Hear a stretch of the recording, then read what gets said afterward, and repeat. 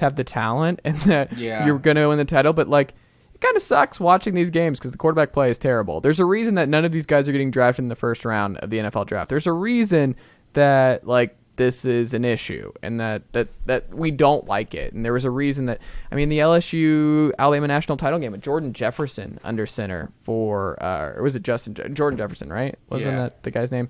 Back in the day. So it's like long gone are those days of premier SEC teams. I think they even played two quarterbacks in the national championship. They had the other dude, was it Jarrett Lee or something? That sounds right. They were like going back and like they didn't even know who the quarterback was, and they were in the national championship game. Mm-hmm. Like they were, that offense. You can't do that anymore. That's gone. But we'll see. I mean, speaking of like who'll be under center for Auburn this week.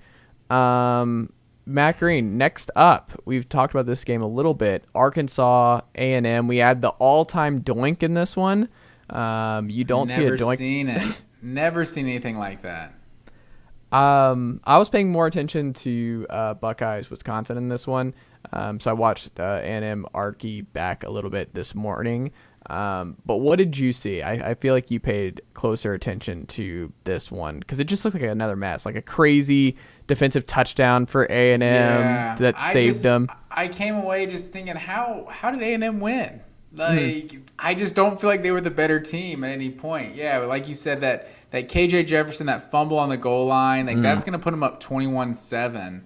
And after that point, I think, let me see, they were averaging like almost 7 yards a play to that point, had 14 points and were like on the doorstep of a third touchdown. And after that point, they had, 33 plays for 133 yards in their last 5 drives, like scored 7 points, like were 4 points a play, like had one scoring drive the whole rest of the game. Like it was weird. It felt like Arkansas was clearly the better team. And Max Johnson in this game, it was like, he's solid. He just didn't really do anything. Like my biggest takeaway from this game for Texas A&M, besides their defense just finding ways to win games, basically, is Devon Achane. Like if we're talking September Heisman right now, like Devon Achane, put his name in there. Like this guy's been like the most electrifying running back I've seen in college football right now. Like he just looks like a touchdown waiting to happen. Like he's just going to bust at any moment. So I feel like A-Chain is just a baller. And I think I definitely found myself rooting for Arkansas in this one, maybe just because I wanted it to set up the undefeated matchup with Alabama next week. But I don't know. I came away just being shocked. Like, I'm actually kind of glad that didn't happen because, like, they're gonna do that. You knew they were gonna be like Arkansas. This is the time, and then Bama wins 45-14. They're not beating Alabama. That's not the team that beats Alabama. Arkansas. It's in Fayetteville, man. I think that's definitely a dangerous game for Alabama. Go ahead and lock this one up, folks. We're recording this on a Sunday night. Like, you can go ahead and lock in whatever the over/under is for Bama beating Arkansas. Who is a better team right now? Texas with Hudson Card or Arkansas with KJ Jefferson? Here's what you also got to throw in: is Alabama a better team than they were that week? 3 weeks ago.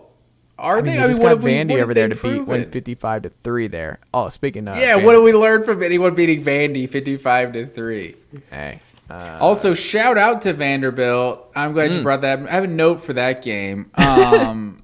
Vanderbilt scored on Alabama for the first time since 2007. They don't play them every year. They've played them 3 times since 2000. This is the third matchup since 2007. I think Alabama's now outscored them the last 3 matchups. What did I have it here? Oh, man, I'm losing it in my notes. 148-3 in the last 3 matchups. So, it was 24-10 back in 07, and last 2 have been just shutouts. Just that's what Alabama does to Vanderbilt. But keeping it back on our, so I don't think we've learned anything from Alabama. I think they've beaten up their cupcakes, and then they had the one close game with Texas. So I think there's still a lot to be learned. We're going to get to that, obviously later in the week when we talk about that game. But I think Arkansas is still a dangerous team. like Jimbo Fisher is supposed to be the offensive guy. Like this feels like Brian Billick coaching the Ravens. Like he came in, it's like he's the offensive guru or whatever. It's like, well, your offense is terrible. Like this defense is just winning games week in and week out. What would you say it is you do here? You know what I mean? Like we hear that Jimbo Fisher is the quarterback guru, and each week this offense just looks inept. And I feel like A-Chain and some of these playmakers have kind of disguised how inept it is because they'll just make an individual play. And so A&M still finds themselves 3-1. Obviously, the loss to App State looks bad, but it's not preventing them from getting to a conference championship or anything like that. So A&M with another win, but I still feel like Arkansas is a good team. I still feel like they're going to be the second best team in the West by the end of the year. But maybe A&M just keeps winning with smoke and mirrors. I don't know. We shall see, Matt Green.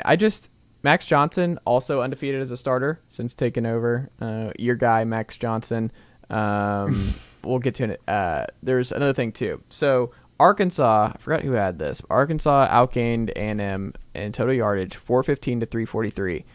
But they only scored once on their final 8 possessions after getting out to a 14-0 lead. That's just how you lose. Like you said, where you don't. It's one of those games you walk away and you're like, I don't understand how Arkansas didn't just win this game. You did not come away going, A&M's figured some stuff out. They're really cooking. That A&M is who they are. I mean, you saw the meme with Jimbo Fisher with like all the different binders and like folders he was carrying. Like, what are we doing? Did you see that picture of like all the stuff that he's holding? Like, what is this?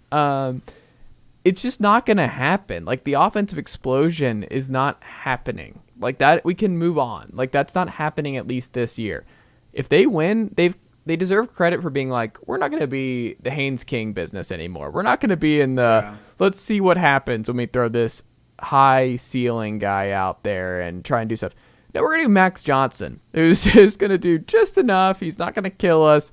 And we're just going to go a solid 9-3 and 10-2 and then figure it out in the offseason. But A&M's just not a contender. They're fine. The defense is elite. The defense deserves a lot of credit for doing what they're doing week over week. But, I mean, it's not real. A&M is not, and if you're an Arkansas fan, you're just sick over that kind of loss, because I think if you watch that game and you replay it over and over again, Arkansas wins that game more often than not. And I came away still thinking Arkansas is a much better team than A&M. Yeah, and I've never seen a kicker hit the ball off the top of the upright. I've never seen Folks, stop leaving the game.